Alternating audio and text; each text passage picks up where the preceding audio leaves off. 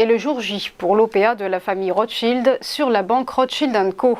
C'est ce lundi que la holding Concordia lance l'opération dans le but de retirer la banque d'affaires de la bourse de Paris. Une offre qui sera ouverte jusqu'au 8 septembre au prix de 38,60 € par action, un montant auquel s'ajoute 1,40 € de dividendes ordinaires et 8 de distribution exceptionnelle.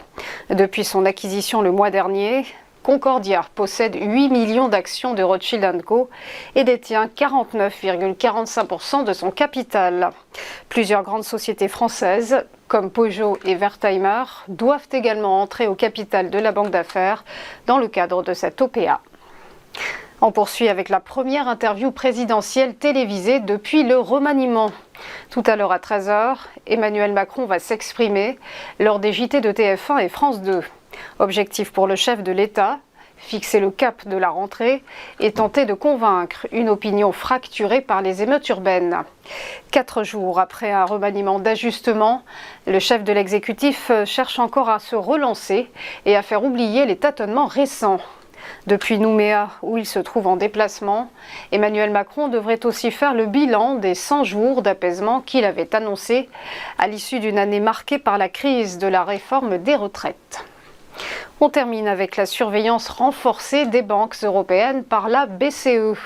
Plus de contrôle afin de réduire les risques de crise financière, tel est le credo de l'institution de Francfort.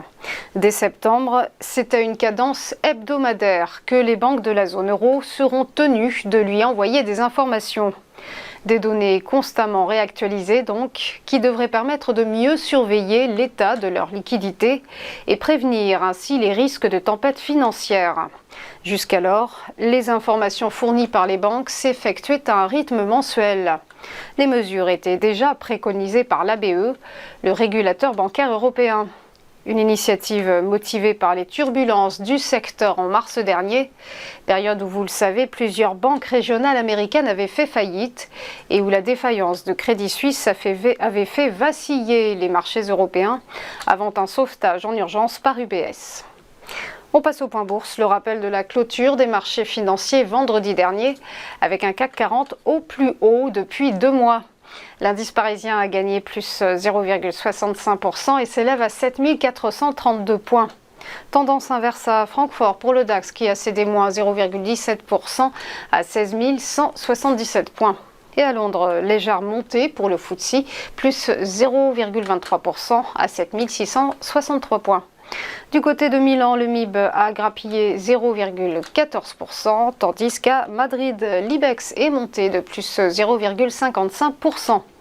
Du côté de Wall Street, ordre dispersé, mais 10e séance consécutive dans le vert pour le Dow Jones, qui est certes resté stable, plus 0,007%.